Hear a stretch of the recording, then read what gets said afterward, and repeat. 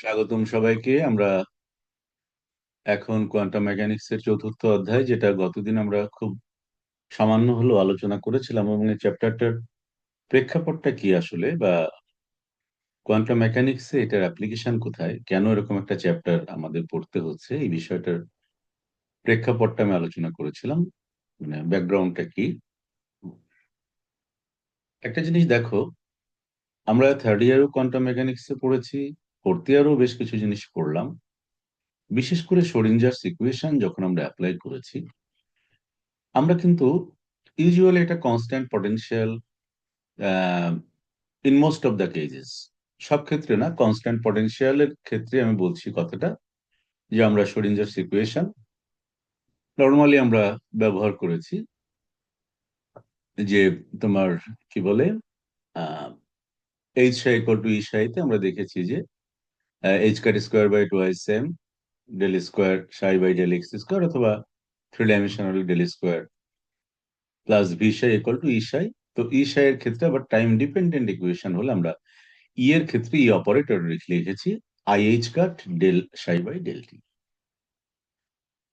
এখন দেখো, যদি এমন হয় যে পটেনশিয়াল ভেরিয়েবল, কিরকম হতে পারে দেখো, তুমি যদি নিউক্লিয়ার রিয়াকশন স্টাডি করতে যাও, আমি একদম পরিচিত একটা সমস্যা নিয়ে কথা বলি। নিউক্লিয়ার রিয়াকশন যদি আমরা স্টাডি করতে যাই, তখন দেখা যায় যে তোমার নিউক্লিয়ার পটেনশিয়াল তো কনস্ট্যান্ট পটেনশিয়াল নয়, যদিও আমরা ওখানে স্কোয়ারেল পটেনশিয়ালের একটা কনসেপ্ট ব্যবহার করি, কিন্তু ফাইনালি আপডেট যেটা, সেটা হচ্ছে তোমার অপটিক্যাল মডেল পটেনশিয়ালে গিয়ে আমরা রিয়েল পার্ট এবং ইমাজিনারি পার্ট যখন যুক্ত করি, তার আগে এক্সপোনেনশিয়াল কনসেপ্ট রয়েছে, তার আগে ইয়োকা পটেনশিয়ালের একটা কনসেপ্ট, সবগুলো কিন্তু ভেরিয়েবল প্যাটার্নের পটেনশিয়াল বিবেচনা করা হয়, এবং তার উপযুক্ত ব্যাখ্যাও রয়েছে, যেটা আমরা নিউক্লিয়ার ফিজিক্সে পড়বো, তো অথবা পড়েছি। তাহলে ওই ক্ষেত্রে আমরা কি করব? ওই ক্ষেত্রে আমরা কিভাবে আমাদের প্রবলেমটা সলভ করব? This is very important. তাহলে প্রবলেমের প্রেক্ষাপটটা কি, যে এমন হতে পারে আমাদের কোয়ান্টাম লেভেলে এমন পটেনশিয়াল সিচুয়েশন আমাদেরকে ফেস করতে হতে পারে, যেখানে পটেনশিয়ালটা কনস্ট্যান্ট নয়, ভেরিয়েবল। এবং সেখানে যখন একটা পার্টিকুলার মোশন আমি স্টাডি করছি বা ইন্টারাকশন স্টাডি করছি দুটো পার্টিকেলের মধ্যে, যেমন টার্গেট নিউক্লিয়াসের সাথে একটা ইনসিডেন্ট পার্টিকেলের ইন্টারাকশন হলে তখন নিউক্লিয়ার রিঅ্যাকশন হয়। এই সমস্ত ক্ষেত্রে শুধুমাত্র শ্রোডিঞ্জার ইকুয়েশনের যে স্ট্যান্ডার্ড ফর্মটা আমরা ব্যবহার করি, সেটা যথেষ্ট নয়, অ্যাকুরেট রেজাল্ট পাওয়া যায় না। এই কারণে অ্যাপ্রক্সিমেশন মেথডটা অ্যাপ্লাই করতে হয়। 1926 সালে ওয়েনজেল, ক্রেমার্স এবং ব্রিলুইন, এই জন্য আমরা এটাকে বলি WKB, ওয়েনজেল, ক্রেমার্স এবং ব্রিলুইন, এই তিনজন সায়েন্টিস্ট স্বতন্ত্রভাবে তারা এই পদ্ধতিটার প্রবর্তন করেন, এবং তাদের নাম অনুসারে আমরা এটাকে বলি WKB, অ্যাপ্রক্সিমেশন মেথড বা সন্নিকর্ষ পদ্ধতি। এখানে কি হয়, বিভব অপেক্ষক অবস্থানের সাপেক্ষে, that means with respect to the position, এটা স্লোলি ভ্যারিং একটা কনসেপ্ট। সো এই ক্ষেত্রে আমরা পটেনশিয়ালটাকে পজিশনের ফাংশন হিসেবে প্রকাশ করি, এবং মনে রাখতে হবে যে এই কনসেপ্টের ক্ষেত্রেই আমরা এই মেথডটা ব্যবহার করে থাকি, সেটা হচ্ছে slowly varying potential with respect to position of the particle. তাহলে ফিল্ডের একটা সেন্টার যদি থাকে, সেখান থেকে আমরা যদি একটা দূরত্বে ট্রাভেল করি, then the potential will very slowly. It may be a function of position inverse square or inverse function, or square ঠিক না, ইনভার্স অফ দ্য ডিস্টেন্স এরকম হতে পারে। তারপরে তোমার ইয়ে হতে পারে, এক্সপোনেনশিয়ালি ভ্যারিং হতে পারে, বা ইয়োকাও টাইপ হতে পারে, যে যেগুলো ডিফারেন্ট টাইপ অফ পটেনশিয়াল, যেটা আমরা নিউক্লিয়ার ফিনোমেনাতে বা নিউক্লিয়ার রিঅ্যাকশন স্টাডিতে আমরা আলোচনা করব, এখানেও আমরা দেখব। কিন্তু আমরা যেহেতু ইন জেনারেল আলোচনা করছি, সুতরাং at first we are focusing on the concept of quantum mechanics, কেমন, quantum mechanical point of view থেকে আমরা জিনিসটাকে আলোচনা করছি। এরপরে ওটা হচ্ছে তার অ্যাপ্লিকেশন বা প্র্যাকটিক্যাল অ্যাপ্লিকেশনের বিষয় হতে পারে। এবার আসো, ডাব্লিউকেবি অ্যাপ্রক্সিমেশন, এই যে পদ্ধতিটা, এটাকে আমরা অনেক সময় ফেজ ইন্টিগ্রেশন মেথড অথবা সেমি ক্লাসিক্যাল অ্যাপ্রক্সিমেশন মেথডও বলে থাকি। এক্ষেত্রে H cut tends to zero, অর্থাৎ এমনিতে তো আমরা জানি যে এইচ এর মান of the order of 10 to the power minus 34, so it's very very very little quantity. এটাকে যদি আমরা আমাদের ক্যালকুলেশনের সুবিধার্থে টেন্ডস টু জিরো, অর্থাৎ শূন্যের কাছাকাছি সীমায় রেখে যদি আমরা এই সমাকলনগুলো পারফর্ম করি, তাহলে এই কনসেপ্টটা এইচ টেন্ডস টু জিরো সীমায় যখন আমরা শোরিঞ্জার ইকুয়েশনের ইয়ে করি, অ্যাপ্রক্সিমেট করি, তখন আমরা ক্লাসিক্যাল মেকানিক্স এর ক্ষেত্রে হ্যামিল্টন জেকবি, তোমরা যেটা ক্লাসিক্যাল মেকানিক্সে পড়েছো, হ্যামিল্টন জেকবি ফাংশন বা যে মেথড গুলো একটা চ্যাপ্টার ছিল ক্লাসিক্যাল মেকানিক্স, মনে করে দেখো।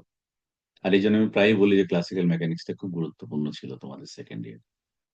তখন এটা হ্যামিল্টন জেকব মেথডের মধ্যে এটা আমরা ইয়ে করতে পারি, কি বলে, ইনক্লুড করে নিতে পারি। যেমন দেখো, আমরা আগে প্রথমে একটা উদাহরণ দিয়ে শুরু করি। আমরা শোরিঞ্জার ইকুয়েশনটা একটু আগে যেটা বললাম, টাইম ডিপেন্ডেন্ট শোরিঞ্জার ইকুয়েশনটাকে এভাবে লিখতে পারি, i h cut del psi by del t plus এই ভি আর এর পরে একটা সাই আর টি হবে, এই কথাটা এখানে লেখা হয়নি। এখানে ভি আর এর পরে সাই আর হবে। এটা তো তোমরা জানো যে ওয়েভ ফাংশনটা তো ইন জেনারেল সবার ডান পাশে বসবে, তাই না, যেহেতু V psi equal two H সাই। তোমরা বুঝতে পারছো আমার কথা? জি স্যার, হ্যাঁ বুঝতে স্যার। পারছি। আমরা এখন এরকম একটা সমীকরণের সমাধান, মানে এখানে একটা সাই আর টি হবে, আমি বোঝাতে পেরেছি? ভিআর এর পরে একটা সাই আর টি হবে, মাথায় ঢুকেছে জিনিসটা? জি এই স্যার। হ্যাঁ ধরনের স্যার। ফাংশনের এই ধরনের ফাংশনের সমাধান হচ্ছে এই টাইপের সমাধান, সাই আর t is equal to a to the power i ডাব্লিউ, ডাব্লিউ r t is another function divided by h cut. That means আমরা ওয়েভ ফাংশনের ডেফিনিশনটা যেভাবে আমরা, যেমন ওখানে লিখেছিলাম i, i by h cut into ET minus p x, মনে আছে? ইটি মাইনাস পি এক্স যদি হয়, তাহলে ওখানে আমরা লিখেছিলাম ফাইনালি যে কে ডট আর মাইনাস ইটি, তার মানে ওখানে আরও ছিল, টিও ছিল, so definitely that is a function of r and t. তাহলে ওই যে কে ডট আর মাইনাস ইটি লিখলাম, ওই জায়গাটাকে আমি সংক্ষেপে একটা ফাংশন আকারে ডাব্লিউ আর টি আকারে লিখেছি, আর কিছুই না। তাহলে এইটাকে যদি আমরা এই জাস্ট এই ভ্যালুটা যদি আমরা এখানে পুট করি, পুট করার পরে যদি একটু আমরা দেখি, তাহলে দেখো তুমি del Sai, del psi by del t বের করো, তাহলে এখানে টি এর যে অংশটা আছে সেটা তুমি পাচ্ছ।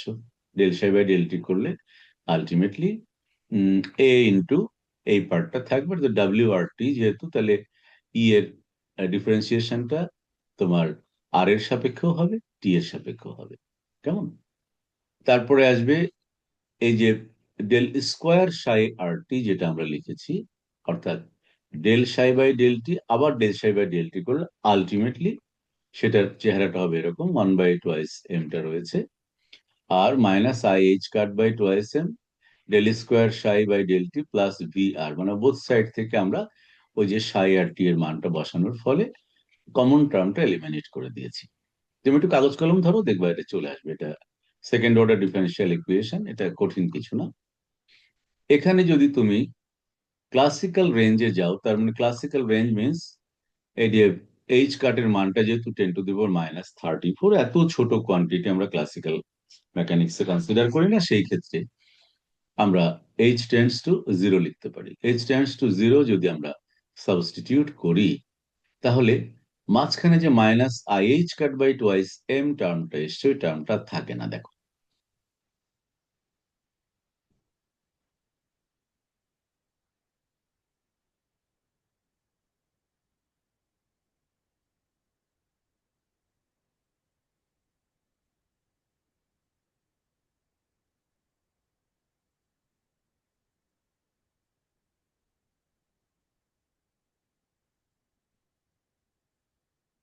ক্লিয়ার?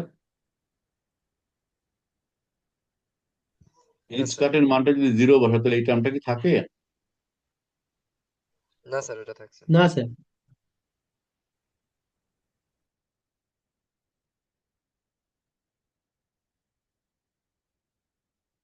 তাহলে মাইনাস কমন এটাকে বাদিকে আনো, এটাকে বাদিকে মাইনাস কমন নিলে we are getting something like this. এখন দেখো,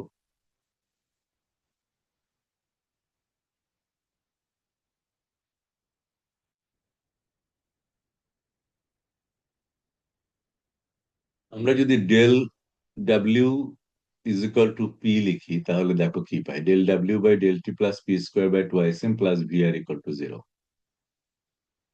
কেমন? P square by two s m plus v r মানে হচ্ছে হ্যামিল্টনিয়ান, অর্থাৎ that is a function of position and momentum. So we can write del W by del T plus H R P. এই জায়গাটাকে লিখছি H R P Hamiltonian. এটাই যা চিরায়ত বলবিদ্যার Hamilton Jacoby সমীকরণ প্রকাশ করে। যেহেতু চিরায়ত সীমায় ডব্লিউ কিউবিক সন্নিকর্ষ পদ্ধতি চিরায়ত সমীকরণ প্রদান করে, তাই এই পদ্ধতিকে অর্ধ চিরায়ত পদ্ধতি বলা হয়। সো তোমার যদি প্রশ্নটা এমন হয় যে ডাব্লিউ কিউবি অ্যাপ্রক্সিমেশন বা সন্নিকর্ষ পদ্ধতিকে অর্ধ চিরায়ত পদ্ধতি বলা হয় কেন, তার প্রমাণ এখানে হয়ে গেল।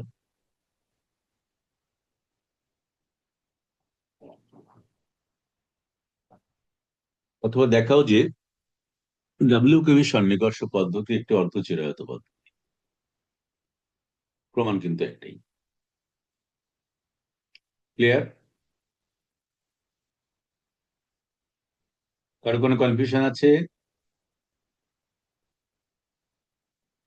না স্যার। সবাই কথা বলো, যদি কারো কোনো কনফিউশন থেকে কথা বলো। নন্দিতা, প্রসেনজিৎ, প্রভা, প্রভাস, না স্যার, কোনো কনফিউশন নেই স্যার। তাজনিন। তাজনিন জয়েন করেছে। জি স্যার। বুঝতে পেরেছো? কনসেপ্টটা বুঝতে পেরেছো কি বললাম? স্যার আমি এই তো কিছুক্ষণের মধ্যে ঢুকছিলাম না, বুঝি নাই আমি, পরে দেখবো স্যার। আচ্ছা, এমনি ভিডিও দেখলেও বুঝতে পারবা, সব তো আমি ডিটেলস আলোচনা করেই থাকি, তাই না? এরপরে আচ্ছা। কনফিউশন তো আমি আছি, সমস্যা নেই। এবার আমরা একটা ওয়ান ডাইমেনশনাল প্রবলেমের দিকে যাই। এই ডিসকাশনটা হলে তোমার কাছে জিনিসটা আরো ক্লিয়ার হবে। একমাত্রিক সমস্যার জন্য ডাব্লিউকেবি পদ্ধতি।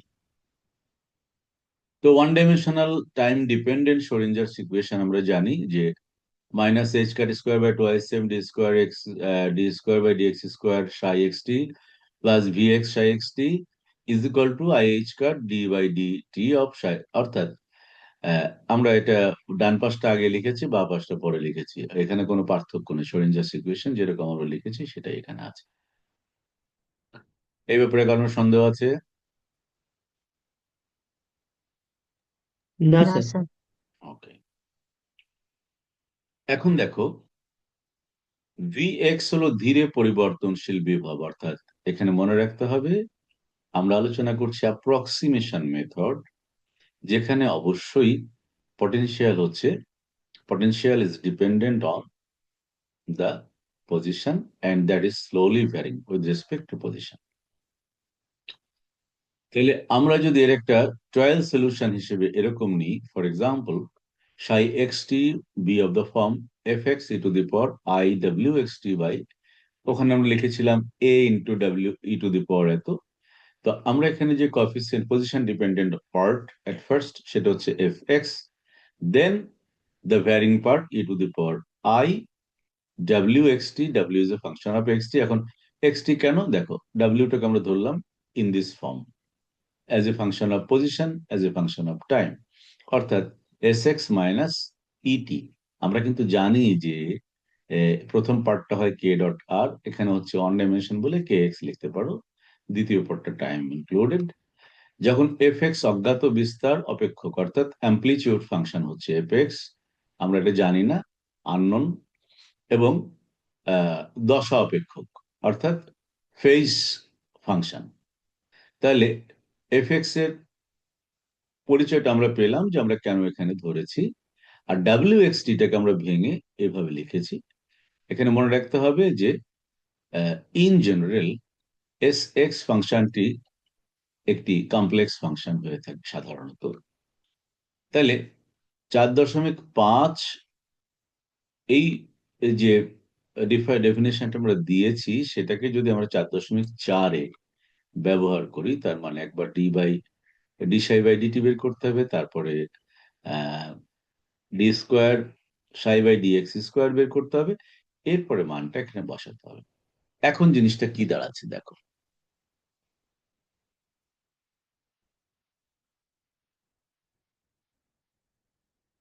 প্রথমে আমরা বের করলাম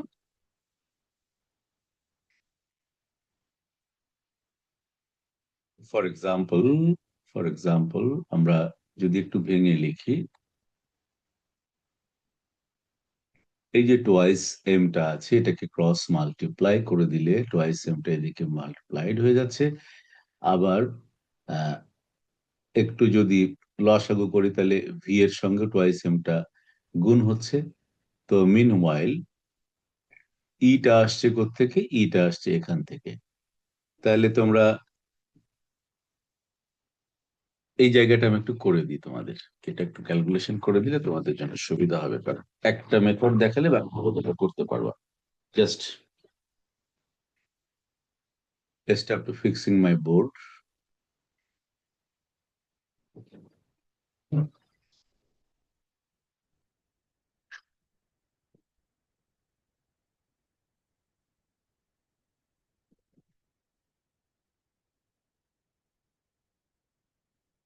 ভেবেছিলাম যে ডিসকাস করলেই বুঝতে পারবা, কিন্তু এখন মনে হচ্ছে যে একটু আমি ক্যালকুলেশনটা করে দিলে আর একটু ভালো হয়।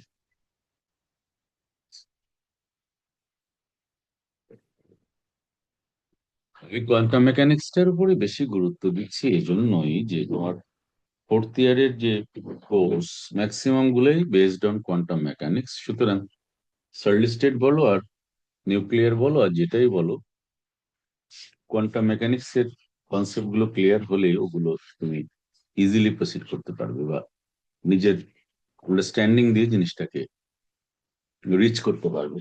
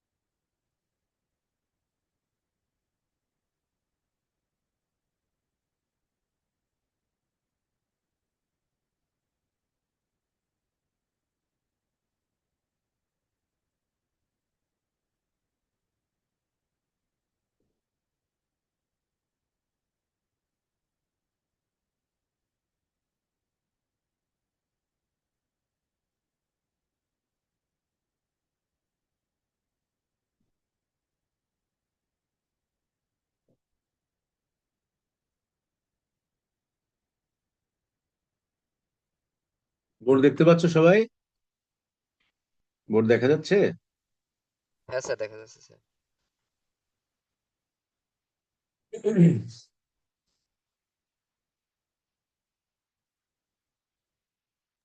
জি স্যার, দেখা যাচ্ছে।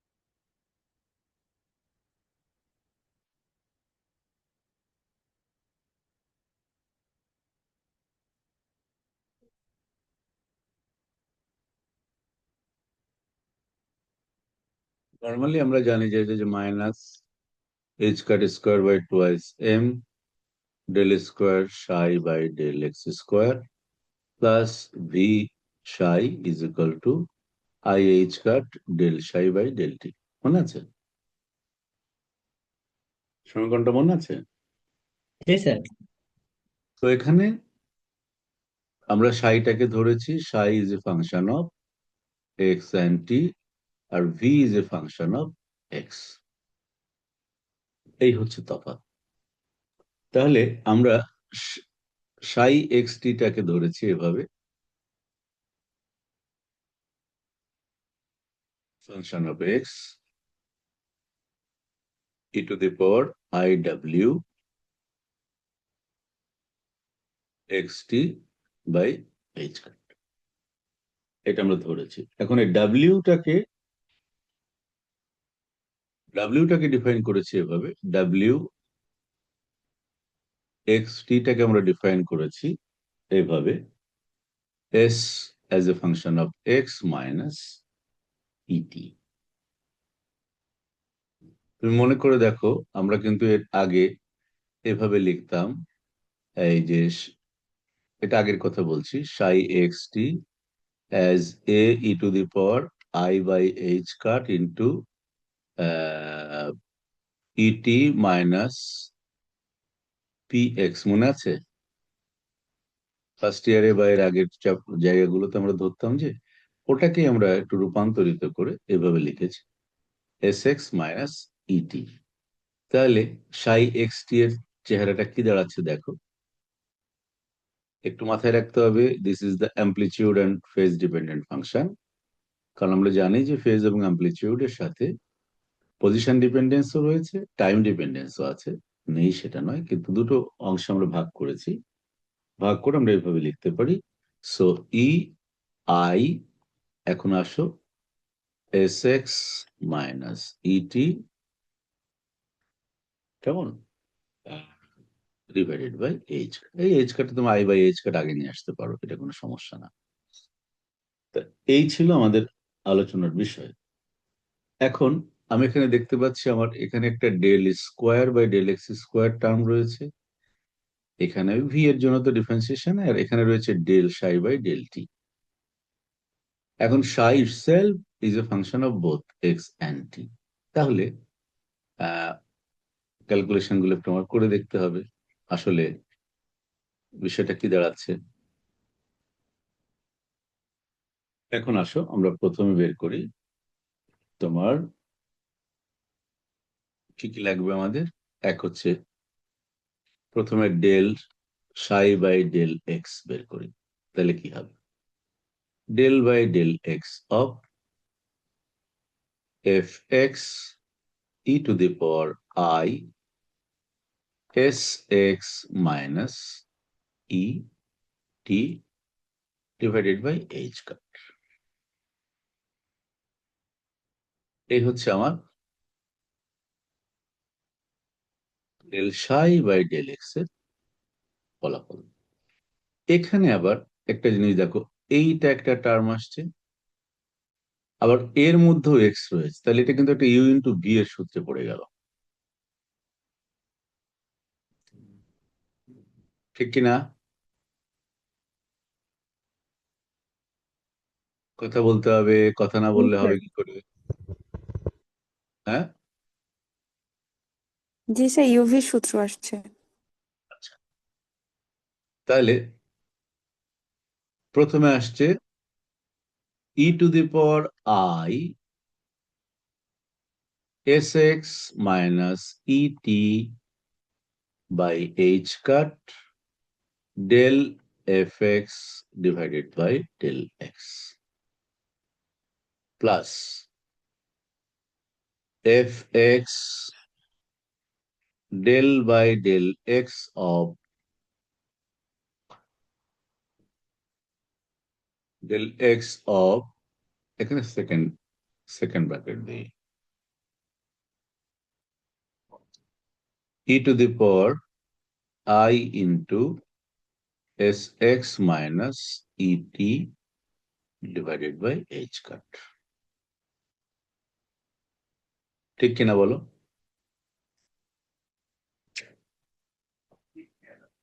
জি স্যার।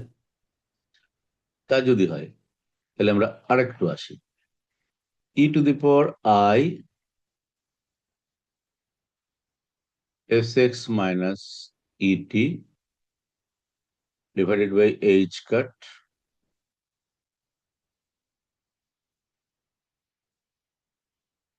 একটা মিনিট দাঁড়াও।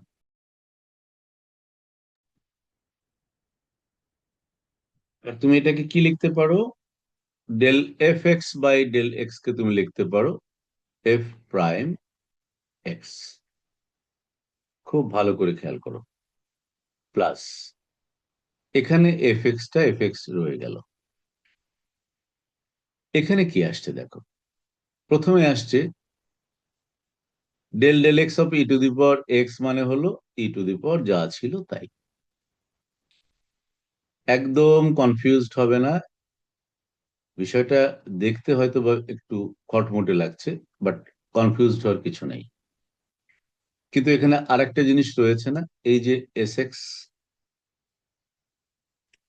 I into S x, i into ঠিক না, i by h cut into S x, এটার তো একটা আসতে হবে। তাহলে i by h cut d del by del x of S x, কেননা যখন তুমি এক্স এর সাপেক্ষে ডিফারেন্সিয়েট করছো তখন তো i by h cut into e t কোনো প্রয়োজন নাই, কারণ ডিফারেন্সিয়েট করছি তো আমি এক্স এর সাপেক্ষে। তাহলে আমি এটা লিখতে পারি কিনা বলো? জি স্যার, লিখতে পারি।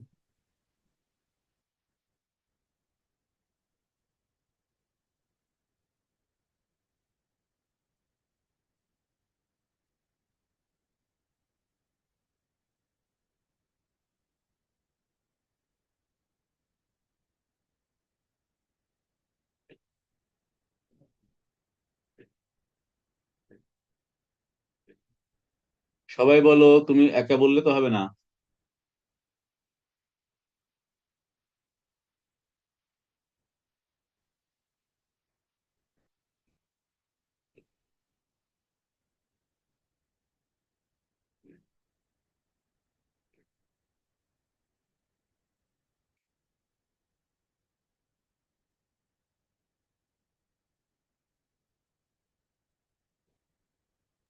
হ্যাঁ স্যার, বুঝছি। হ্যাঁ স্যার, বুঝতে পারছি স্যার জায়গাটা। বুঝছি sir.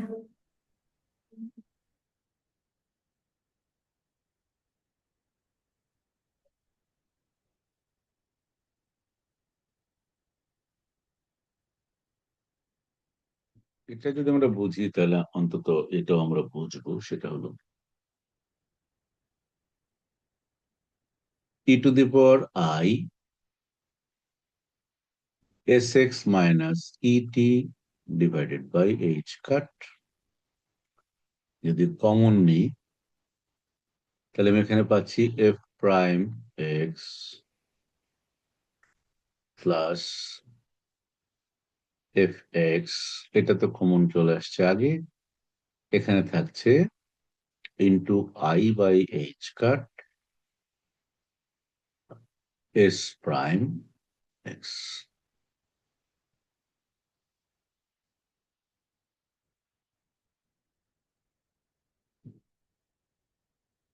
Any confusion?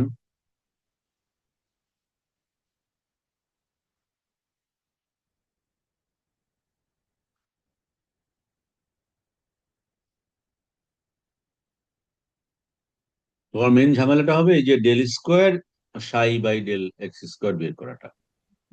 Del psi by del টিটা সিম্পল, এটা সমস্যা হবে না। স্যার এখানে del x S x by x equal sir S prime x, তাই তো? প্রাইম দিয়ে আমরা একটা ফার্স্ট অর্ডার ডিফারেন্সিয়েশন প্রকাশ করি না বাবা, এটা কি নতুন কিছু নাকি?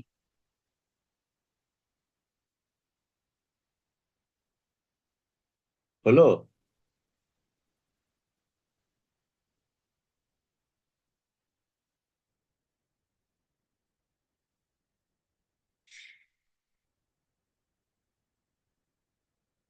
এটা কেন ভাবে লিখেছি তুমি জিনিসটা বুঝতে, এই পর্যন্ত কারো কোনো সমস্যা আছে কিনা বলো না, তাড়াতাড়ি বলো কথাটা। এটা তো ইন্টারমিডিয়েট লেভেলের জিনিস, স্যার না ডিফারেন্সিয়েশন। স্যার, সমস্যা নেই এই স্যার। পর্যন্ত কোনো সমস্যা নেই স্যার। সুতরাং আমি যখন del square psi x t by del x square বের করব, তার মানে we will differentiate this term once second, right? Del by del x of del psi by del x. তার মানে হচ্ছে ইউ ইন্টু ভি, এটাকে ইউ ধরি, এটাকে ভি ধরি, তাহলে প্রথম f prime x plus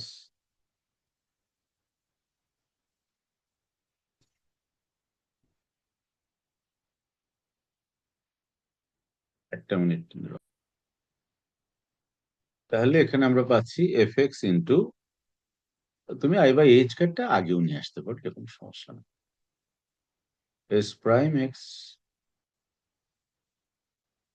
del by del x of, এই টার্মটা আসছে, অর্থাৎ e to the power i s x minus e t divided by h cut. তাহলে এটা তো রয়ে গেল এফ প্রাইম এক্স প্লাস, ওভাবে লিখি তাই সুবিধা হবে তোমার জন্য, i by h cut of f x times S prime x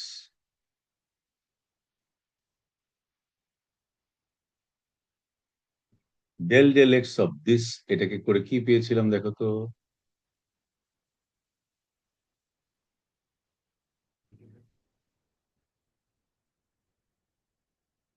আচ্ছা আরেকটা জিনিস তো সেকেন্ড পার্টটা তো লেখা হয়নি, প্লাস এটা যখন কমন থাকবে e to the power i by h কাট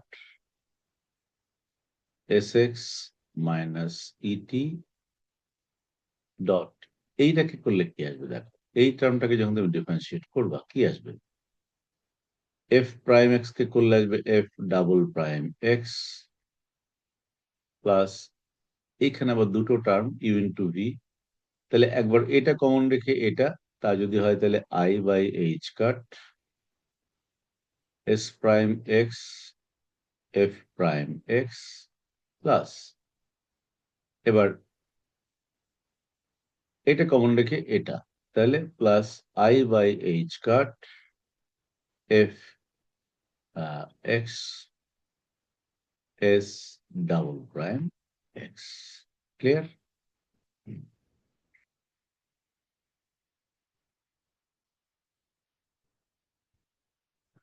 তারপর আমরা একটু এদিকে যাচ্ছিলাম, তাহলে আমরা এটাকে নিচের দিকে লিখি, কারণ নাহলে বুঝতে অসুবিধা হয়ে যাবে।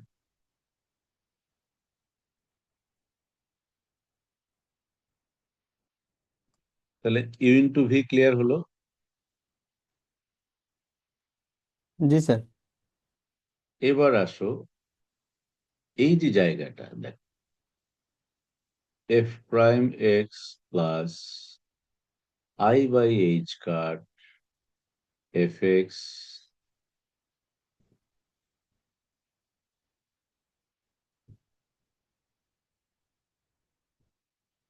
s prime x,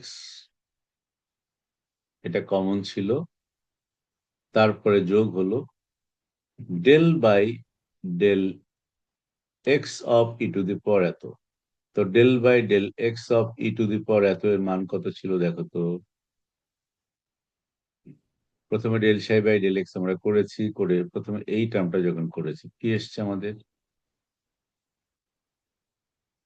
del by del x of e to the power, এই টার্মটা যখন করেছি, এই যে টার্মটা করেছি আমরা কি পেয়েছিলাম, ওটা তো কমন ছিল। এখানে কি পেয়েছিলাম দেখো, এখানে পেয়েছিলাম del by del x of e to the power i এত যখন করেছি। এটা কিন্তু আসবে না এখন, একদমই আসবে না, এখানে আসবে এটা ইন্টু এত। তার মানে তার পরের টার্মটা কি ছিল, তার পরের টার্মটা ছিল আই বাই এইচ কাট, তাহলে e to the power i into S x minus e t by h cut into i by h cut S prime x. তাহলে কি দাঁড়ালো বিষয়টা,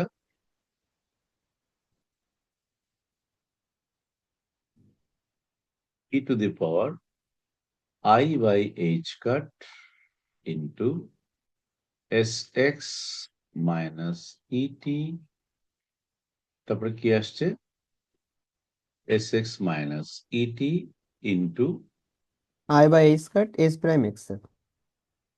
S x minus e t into i by h cut S prime x into i by h cut S prime x. এটা হচ্ছে তোমার first টার্মের equation. তারপর আসছে plus second term.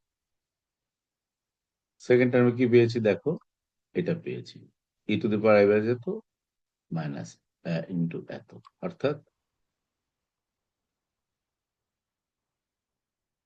E to the power i by h cut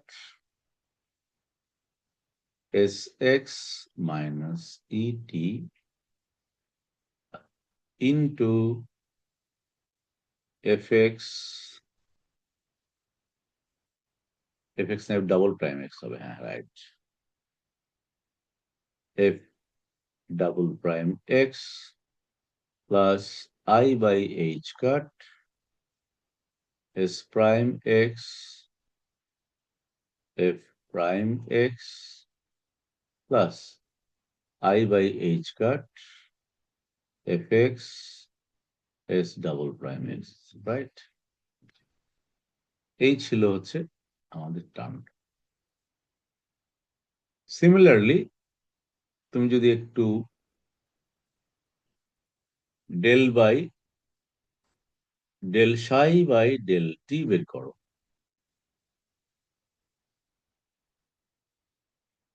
del psi x t by del t বের করো, তাহলে ওখানে আসছে del by del t of f x e to the power i by h cut S x minus e t. কেমন, তাহলে এখানে কিন্তু একমাত্র টি ডিপেন্ডেন্ট টার্ম হচ্ছে ইটি, এটা নিয়ে আমার কোনো মাথা ব্যথা নাই। এফ এক্স নিয়ে মাথা ব্যথা, তাহলে এফ এক্সটা রয়ে গেল তার মতো। এবার আসছে এটা ডিফারেন্সিয়েশন করলে e to the power i by h cut S x minus e t, তারপরে শুধুমাত্র এটার জন্য আসছে del by del t of minus e t, অর্থাৎ অর্থাৎ মাইনাস ই। এই হচ্ছে এই টার্মের ডিফারেন্সিয়েশনের অর্থ। তাহলে কি দাঁড়াচ্ছে, minus f x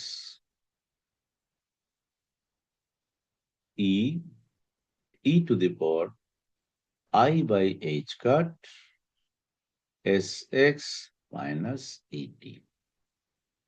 Any confusion?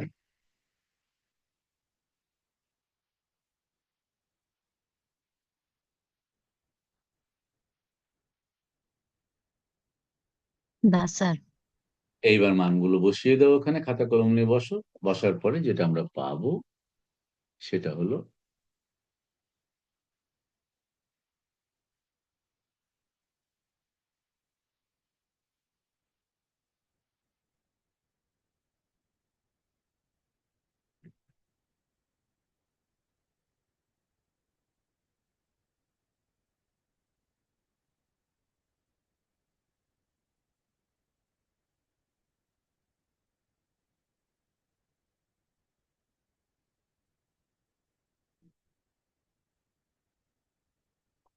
আমরা প্রথম পদ্ধতিতে এগিয়েছি, কোনো অসুবিধা নেই। সেটা হলো এই সমীকরণটা আমরা পাবো। সবগুলো বসানোর পরে গুণ করলে তুমি দেখবে ওখানে সেম টার্ম আসছে। ভ্যালুগুলো বসাও, একটু কাগজ কলম ধরো, তুমি নিজেও একটু কাজ করো, আটকে গেলে তো আমি আছি। তখন আমরা এই ইকুয়েশনটা পাবো, F S prime square minus i h cut F s double prime minus twice I h cut F prime s prime minus h cut square f double prime. ওই যে টুয়াইস সেমটা 1/2m ছিল, ওটা ক্রস মাল্টিপ্লিকেশন করলে ডান পাশে চলে আসবে এবং তুমি পাবে twice same into E minus V of F, অর্থাৎ পজিশন ডিপেন্ডেন্ট যে অ্যামপ্লিটিউড ফাংশন ছিল সেই অংশটা এফ এক্স এর। এস এক্স নেওয়ার জন্য এই সমীকরণের শুধুমাত্র বাস্তব রাশিগুলো বিবেচনা করে পাই। তাহলে বাস্তব রাশি কি কি? এখানে আই আছে, এটা নয়। এখানে আই আছে, এটাও নয়। তাহলে এই বাস্তব রাশি আর ডান পাশে বাস্তব রাশি, অর্থাৎ f S prime square minus h cut square f double prime is equal to p square f. P square f মানে, পি স্কোয়ার মানে কি? আমরা জানি p square by twice m. P স্কোয়ারের অর্থ কি? Kinetic energy, sorry, momentum square. তো momentum, momentum মানে কি? হাফ এম ভি স্কোয়ার, মানে p square by twice m. তাই ওই সেন্সে তুমি যদি যাও তো পি স্কোয়ারকে আমরা লিখতে পারি, এই ক্ষেত্রে টোটাল টার্মটাকে আমরা ধরেছি p square by twice m is equal to total energy minus potential energy, which is equal to kinetic energy. কেমন? আমি একটু দেখিয়ে দিই তোমাদেরকে।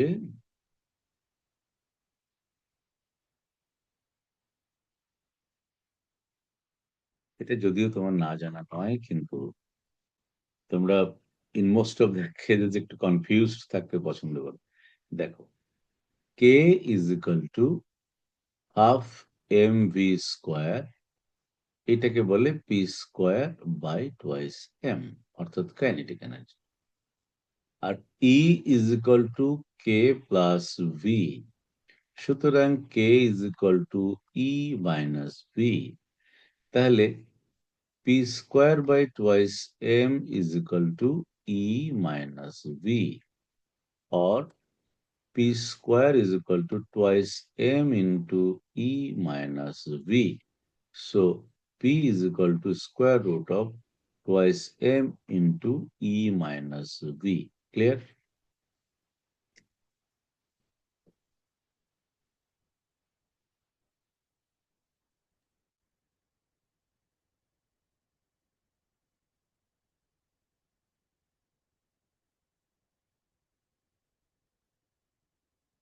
Any confusion?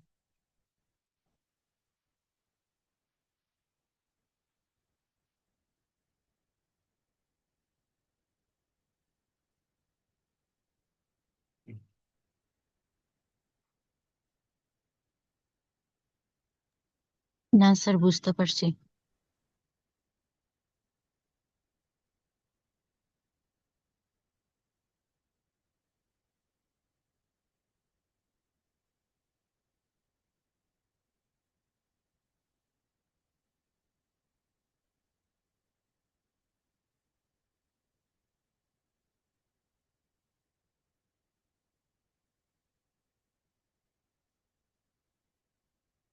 তাহলে p square is equal to twice m into E minus V কেন লিখেছি বুঝতে পেরেছো?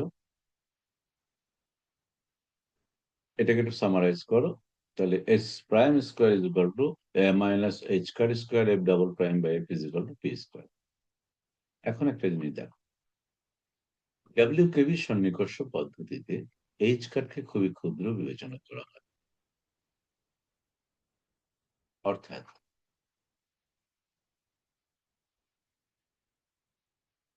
এইচ কাট টেন্ডস টু 0, এখানে এইচ কাটের স্কোয়ার টেন্ডস টু 0 যদি আমরা ধরি, তাহলে একটা জিনিস তুমি দেখো, এইচ কাটের মান হচ্ছে 10⁻⁻34 অর্ডার, তাহলে এইচ কাট স্কোয়ারের মান হচ্ছে 10⁻⁻68 অর্ডারে। অ্যাপ্রক্সিমেট করা মানে হচ্ছে আসন্নীকরণ করা, অর্থাৎ এই এইচ কাট স্কোয়ারের মানটাকে আমরা যদি অ্যাপ্রক্সিমেটলি ইকুয়াল টু 0 ধরে নিই, যেহেতু আমি বলেছি সেমি ক্লাসিক্যাল পদ্ধতি, ডাব্লিউকেবি পদ্ধতি, এইচ কাট টেন্ডস টু 0 ধরলে এটাকে আমরা বলেছি সেমি ক্লাসিক্যাল, অর্থাৎ হ্যামিল্টনিয়ান জ্যাকবি যে অ্যাপ্রক্সিমেশন ছিল সেখানে। আর এইচ কাট স্কোয়ারকে আমরা এখানে অবশ্যই ক্ষুদ্র বিবেচনা করতে পারি ওই শর্তে। তাহলে যদি আমরা ধরে নিই, তাহলে বিষয়টা কি দাঁড়াচ্ছে, prime square is equal to p square, that means S prime is equal to plus minus P. তাহলে এস প্রাইম মানে হচ্ছে del del x of S, so S x is equal to plus minus integration p d x plus C. এখন 4.7 সমীকরণের কাল্পনিক রাশিগুলো যদি বিবেচনা করি আমরা, তাহলে কি ছিল দেখা যাক।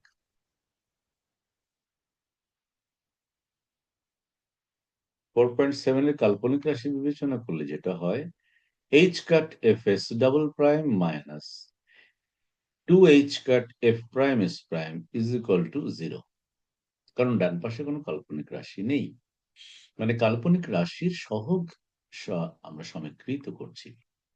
তাহলে সেক্ষেত্রে আমরা রিয়েল বিবেচনা করে অ্যাপ্রক্সিমেশন অ্যাপ্লাই করে এটা পেলাম, আর কাল্পনিক অংশ বিবেচনা করে যখন আমরা কোএফিসিয়েন্ট গুলো ইকুয়েট করলাম তখন সেখান থেকে এটা পাচ্ছি, এবং যদি আমরা সমাকলন করি S double prime by S prime is equal to minus f prime by S prime, এটা সমাকলন করলে যা দাঁড়ায় সেটা হচ্ছে এরকম, S double prime by S prime dx is equal to this dx.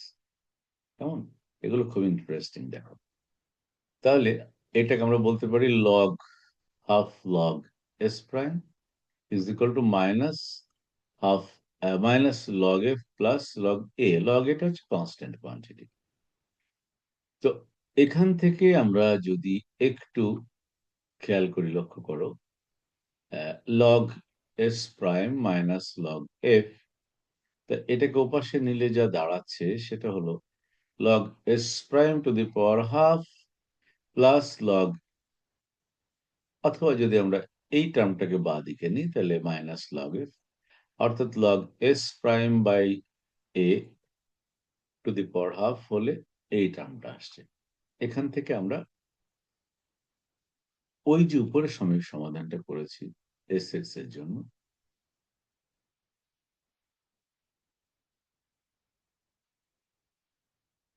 P নেই,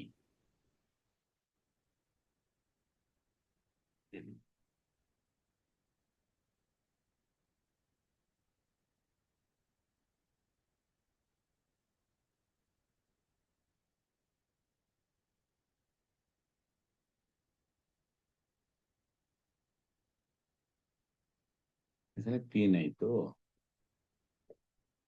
আচ্ছা, আমি একটু এই জায়গাটা একটু করে দিই তো, তোমাদের কনফিউশনটা এড়িয়ে দিই একটু। এগুলো একটু অ্যাডভান্সড ডিফারেন্সিয়েশন তো, ছেলে মেয়েদের কাছে একটু কঠিন লাগে, যে আমি একটু নিজেই করে দিই, দাঁড়াও। আমরা কাল্পনিক অংশ সমীকৃত করে যেটা পেলাম সেটা হচ্ছে minus h cut F s double prime minus twice H cut F prime s prime is equal to 0। আচ্ছা, তো দুটোকে যদি দুদিকে নিই তাহলে যেটা দাঁড়াচ্ছে সেটা হলো or minus h cut f s double prime is equal to twice h cut f prime s prime। তাহলে টুটাকে দিকে নিয়ে আসি, আর মাইনাসটাকে ওদিকে নিয়ে যেতে এইচ কাট চলে গেল। কি থাকে? Half f s double prime is equal to, ডান পাশে হচ্ছে minus f prime s prime. ভালো কথা। তাহলে সেপারেশন অফ ভেরিয়েবল মেথডে আমি লিখতে পারি half S double prime divided by S prime is equal to minus f prime by f. কেমন? এটা আমরা লিখতে পারি।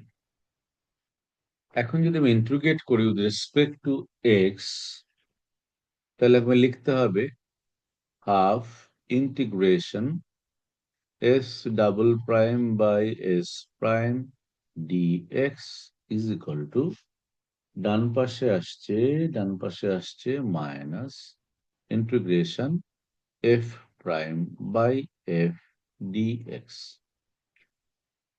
তা যদি হয় তাহলে আমি যদি ধরে নিই, ফর এক্সাম্পল আমি যদি ধরে নিই যে এখানে যদি ধরি যে s prime equal to z, তাহলে এস প্রাইম ইকুয়াল জেড ধরলে এখানে দেখো একটা জিনিস আমি দেখাই। Let s prime equal to z, so d by d x of s prime is equal to d z, অর্থাৎ d by d x of s prime equal to d z যদি হয়, তাহলে এখানে হচ্ছে or s double prime dx is equal to dz, তাহলে নিচে লিখলাম z, অর্থাৎ integration s double prime by s prime dx মানে হচ্ছে ইন্টিগ্রেশন dz বাই z, তার মানে log z, অর্থাৎ log s প্রাইম। একইভাবে যদি আমি এখানে f is equal to z ধরি, তাহলে f prime dx equal to dz আসবে। তাহলে সেক্ষেত্রে এখানে আসবে মাইনাস লগ এফ, প্লাস একটা টার্ম আসবে কনস্ট্যান্ট টার্ম, যেটাকে আমরা যখন ইন্টিগ্রেশনের লগ হয় তখন আমরা ওটাকে লগ ফর্মে নিতে পারি। তাহলে আলটিমেটলি কি দাঁড়াচ্ছে দেখো, পদ্ধতিটা বুঝছো তো? এখানে ভেরিয়েবল কিভাবে চেঞ্জ করলাম বুঝতে পেরেছো? এটা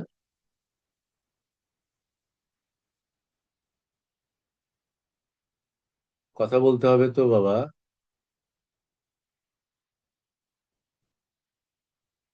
ভেরিয়েবল চেঞ্জিংটা বুঝতে পেরেছো? জি স্যার। স্যার হ্যাঁ স্যার, বুঝতে পেরেছি স্যার।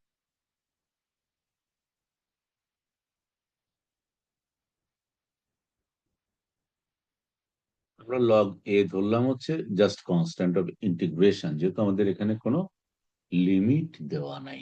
কেমন?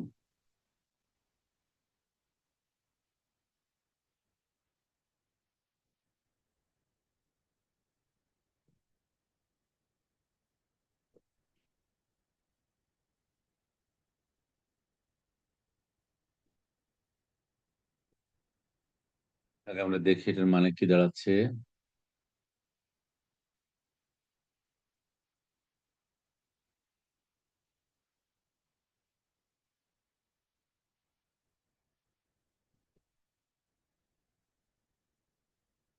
n log x two the power n, এটাকে এদিকে নিয়ে আসো, মাইনাস মাইনাস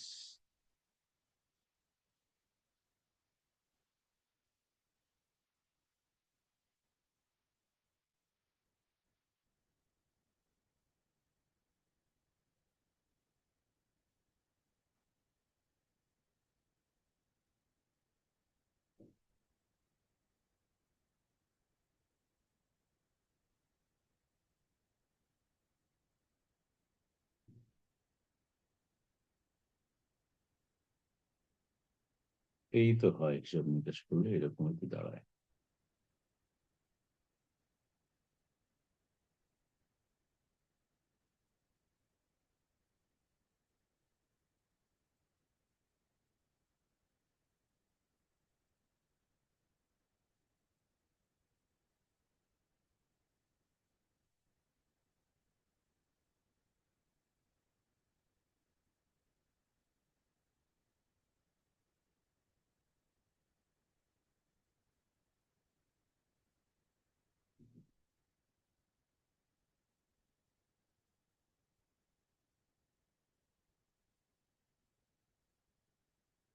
এইভাবে লিখলে তোমার জন্য বুঝতে অসুবিধা হবে, আমি একটু চেঞ্জ করে দাঁড়াও,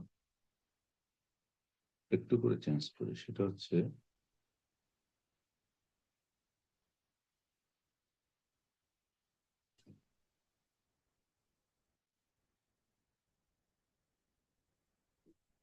এটার একটা লাইন বেশি করলে ছেলে মেয়েদের জন্য সুবিধা, এই কাজটা না করাটা আসলে ঠিক নয় আমি মনে করি। দেখো, আমরা যদি এইভাবে লিখি, minus minus half log S prime minus log a is equal to minus log a. কোনো অসুবিধা আছে? কোনো অসুবিধা নেই। এবার আমি মাইনাসটা যদি কমন নিই, এই মাইনাসটা চলে আসছে, তাহলে মাইনাস এটা উপরে চলে গেলে two the power minus half. কেমন? আমি লিখতে পারি minus log S prime to the power minus half plus log a is equal to minus log F. এবার এই মাইনাস ক্যান্সেল হয়ে গেল। কেমন? তাহলে আমার জন্য সুবিধা হচ্ছে, বুঝতেও সুবিধা হচ্ছে। তাহলে লগ এ প্লাস লগ বি মানে লগ এ ইন্টু বি, অর্থাৎ log A S two the power minus half is equal two log F. Or এখন জিনিসটা অনেক টেস্ট তো না, s prime, sorry sorry sorry sorry sorry, হ্যাঁ ঠিক আছে। তাহলে A S prime to the power minus half is equal two F, right?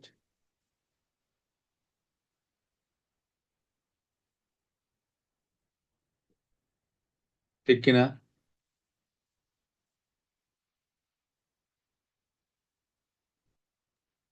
G sir.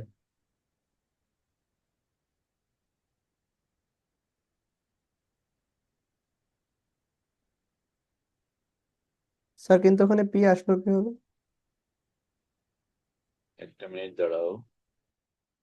S prime equal two কি ছিল? প্লাস মাইনাস পি ছিল না?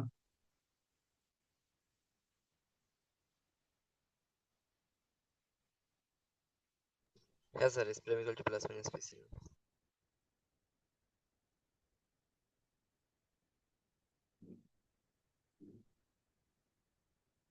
এস প্রাইম ইকুয়াল টু কি ছিল? প্লাস মাইনাস পি ছিল না? সমীকরণ নাম্বার হ্যাঁ যেটা স্যার। 4.9 আমরা করলাম, ওখান থেকে মানে 4.8 এর পরের যে অংশটা ছিল, S prime equal to plus minus P ছিল, মনে করে দেখো। তো যদি আমরা, যেহেতু S prime is equal to plus minus P, তাহলে আমরা যদি মডুলাস অফ পি ধরি, এস প্রাইমের ভ্যালু, তাহলে আমি লিখতে পারি যে এ modulus of P to the power half.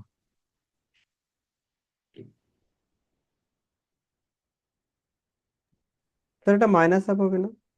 Modulus দিলে তখন তো মডুলাসের জন্যই ওখানে আমরা, ও আচ্ছা, হাফ পাওয়ার তো মাইনাস হবে অবশ্যই, সরি, পাওয়ার তো চেঞ্জ হবে না, পাওয়ার মাইনাস হবে, হ্যাঁ। মডুলাস দিলে প্লাস মাইনাস ধরার দরকার হচ্ছে না তোমার, কেমন?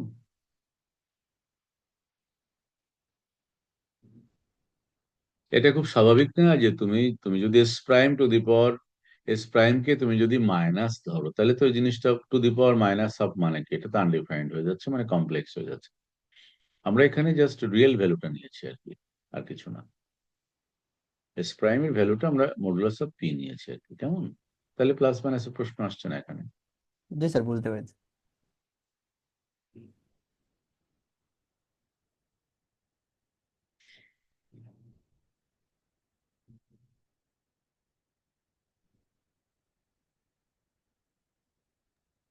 স্যার আজ এইটুকুই মাথার ভিতরে ঢোকাইছে। হ্যাঁ,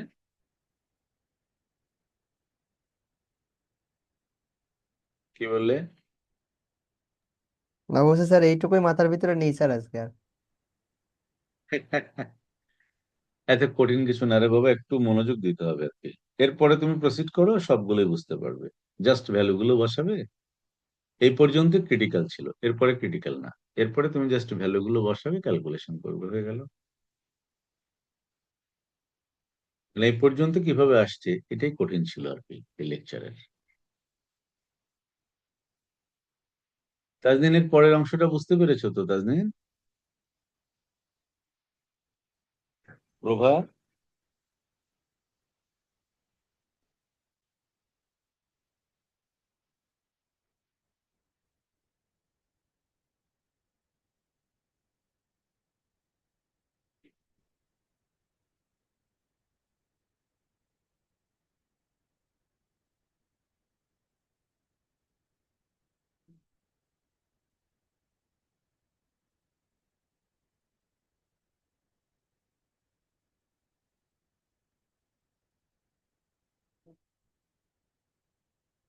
জি স্যার, বুঝতে পেরেছি।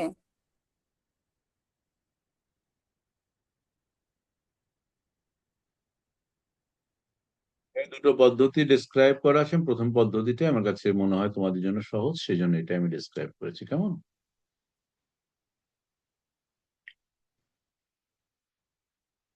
আমার গতবারের লেকচার গুলোর মধ্যে ওগুলো খুব ক্লিয়ার করে দেয়। মতিউর, কেমন আছো মতিউর? অনেকদিন পর দেখলাম তোমাকে। ঠান্ডা কেমন পড়ছে তোমাদের এলাকায়?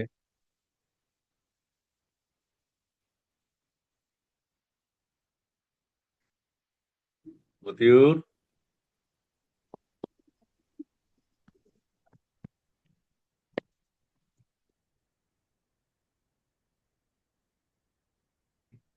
ছেলেটার বোধহয় মাইক্রোফোন প্রবলেম।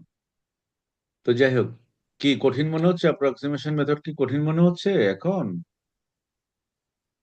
এখনো কঠিন মনে হচ্ছে? না স্যার। এই সেলফ কনফিডেন্সের জায়গাটা যেন আমরা কোনোভাবেই লস না করি, তাহলে ঝামেলা হয়ে যাবে। কারণ ভিতরে একটা ভীতি ঢুকে গেলে হয় কি, পরবর্তীতে সহজ জিনিসও কঠিন মনে হয়। এই কাজটা করবে না কখনো। তুমি যেহেতু ফোর্থ ইয়ারে পড়ো, ফোর্থ ইয়ারের সিলেবাস প্রত্যেকটা টপিক তোমার বোধগম্যতায় পৌঁছানোর মতো দক্ষতা তোমার আছে। এটা আবিষ্কার করতে হবে যে আমি how much I am capable of understanding the contents that is included in my syllabus at this level. Now, definitely you are capable, I believe. So the thing is that you must have to realize properly, analytically, and functionally. তাহলে আর কোনো সমস্যা নেই। তাহলে topic পর্যন্ত তোমরা clear করো। যদি বুঝতে পারো তাহলে দেখবা যে প্রত্যেকটা টপিক কিন্তু এই কনসেপ্টের উপরে। মাথায় রাখতে হবে যে when the potential is not a constant function of either position or time, then we will apply WKB approximation. এবং এটা আমাদের এই কোয়ান্টাম ডাইমেনশনের ফিজিক্সের ক্ষেত্রে অত্যন্ত গুরুত্বপূর্ণ একটা concept, WKB approximation. So please try to realize realistically. কেমন? আমরা তাহলে আগামী দিন আমরা 4.1.3 থেকে শুরু করব, কারণ এর আগ পর্যন্ত তোমাদের কোনো সমস্যা হওয়ার কথা নয়। আমি ওখানে আলোচনা করব যে কোনটা কি কারণে কিভাবে এসছে। এবং মজার মজার বিষয় হচ্ছে এটা যখন তুমি এই যে মানে অ্যাডভান্সড ইন্টিগ্রেশন ও আরো কিছু বিষয় এখানে বলি, Legendre Bessel's polynomial, Laguerre polynomial, Hermite polynomial, এই জিনিসগুলো কিন্তু তোমাদের লাগবে। ম্যাথমেটিক্যাল ফিজিক্সের থার্ড ইয়ারে পড়িয়েছিলাম, মনে করে দেখো। ওগুলো কিন্তু লাগবে তোমাদের। যদি কোনো কনফিউশন থেকে থাকে এখনই ক্লিয়ার করে নিও। কেমন? এটা স্ক্যাটারিং এ লাগবে, WKB অ্যাপ্রক্সিমেশনে লাগবে। কেমন? সুতরাং ম্যাথমেটিক্যাল ফিজিক্সটা আমরা এমনিতে পড়িনি, কিন্তু ওটা খুব জরুরি একটা জিনিস, মাথায় রেখো। তো ঠিক আছে বাবা, আজকে রাখছি। এই চ্যাপ্টারটা যেমন গুরুত্বপূর্ণ, পরেরটাও আমরা আরেকটা চ্যাপ্টার ভালো করে অর্থাৎ স্ক্যাটারিংটা সহ ভালো করে পড়ে ফেলতে পারলে আমাদের আর সমস্যা নেই। ঠিক আছে? এরপরে স্যার ধরো এলিমেন্টারি পার্টিকেল ইত্যাদি এগুলো আমরা পড়বো। কিন্তু স্ক্যাটারিং এ যাও বা WKB তে থাকো, তোমার প্রত্যেকটা জায়গাতেই ম্যাথমেটিক্যাল ফিজিক্সের যে কনসেপ্ট গুলো ছিল, দ্যাট ইজ ভেরি ইম্পর্টেন্ট। এবং যেহেতু আমি তোমাদেরকে আমি পড়িয়েছি, তাহলে বারবার কিন্তু আমি ব্যাকে যেতে পারবো না, এটা একটু মাথায় রেখো। আর এরপরে যদি তোমার আইডেন্টিক্যাল পার্টিকেল চ্যাপ্টারটা আমরা পড়ে ফেলি, তাহলে আর যাই হোক তোমার কমপ্লিট অ্যান্সার করার মানে ফাইনাল পরীক্ষায় ফুল অ্যান্সার করার প্রিপারেশনটা হয়ে গেল।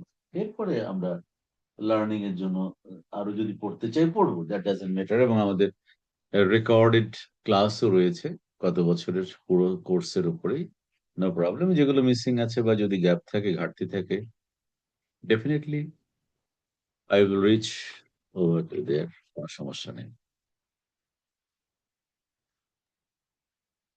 স্যার চতুর্থ অধ্যায়ের পিডিএফটা দিন স্যার। হ্যাঁ, কেন কোয়ান্টাম মেকানিক্স এর সবগুলো পিডিএফ দিয়ে দিয়েছি না তোমাদেরকে আমি? তোমরা আসলে হয় কি, ওই যে টাইমলি না ডাউনলোডটা করো না। আর আমারও তো ধরো মোবাইলে বলো ল্যাপটপে বলো মেমোরির স্টোরেজের একটা বিষয় আছে তো বাবা। এতগুলো কোর্স, এতগুলো ছাত্র, তোমরা যদি সবাইকে আমি একদম আনডিফাইন্ড টাইম পর্যন্ত আমি অ্যাক্সেস দিয়ে রাখি, তাহলে আমার স্টোরেজ কোন জায়গাতে যেতে হবে বুঝতে পারছো? আচ্ছা ঠিক আছে, আমি দিয়ে দিচ্ছি এখনই, বাট এটা যখনই দিই তোমরা একটু ডাউনলোড করে নিও, কেমন?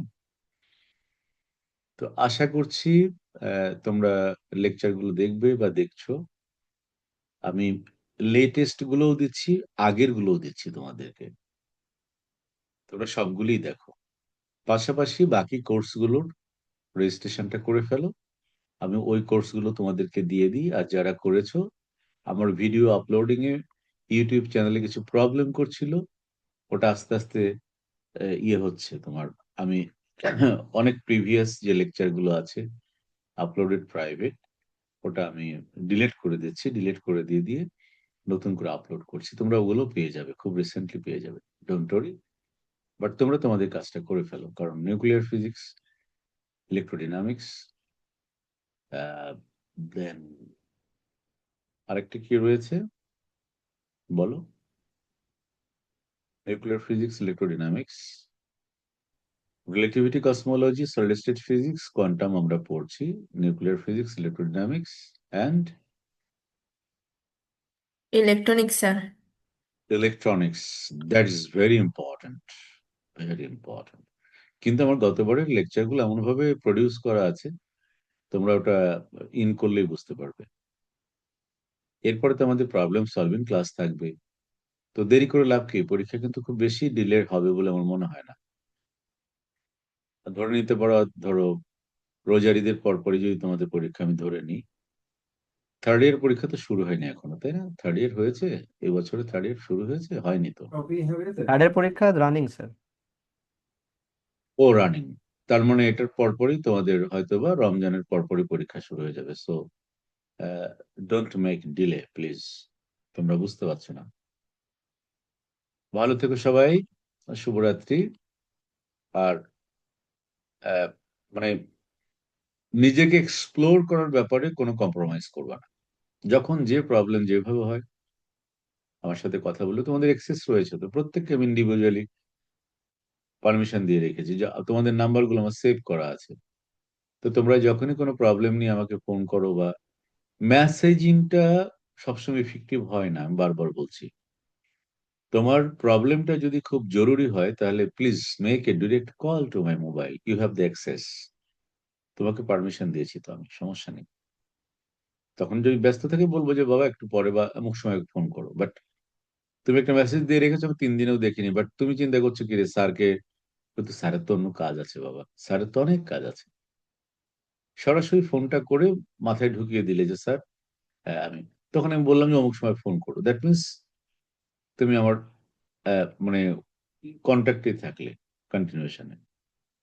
কিন্তু একটা মেসেজ সেন্ড করে রাখলে আমি দেখলাম বা দেখলাম না, অথবা চিন্তা করলাম পরে রিপ্লাই করব, হয়তো বা কোনো কারণে হলো না, কোনো মিটিং এ থাকলাম বা কোনো হতেই তো পারে। সুতরাং একটু মাথায় রাখতে হবে জিনিসটা। তোমার যে কোনো জরুরি প্রয়োজনে তুমি সরাসরি আমার সাথে কথা বলবে, ওভার টেলিফোন। এবং আহ, খুব বেশি ঝামেলা না হলে আমি সবসময় অনলাইনে থাকি, তুমি সরাসরি হোয়াটসঅ্যাপেও আমাকে ফোন করতে পারো, কোনো সমস্যা নেই। তো শুভরাত্রি, সবাই ভালো থেকো। নমস্কার স্যার। শুভরাত্রি স্যার। শুভরাত্রি, রাখছি।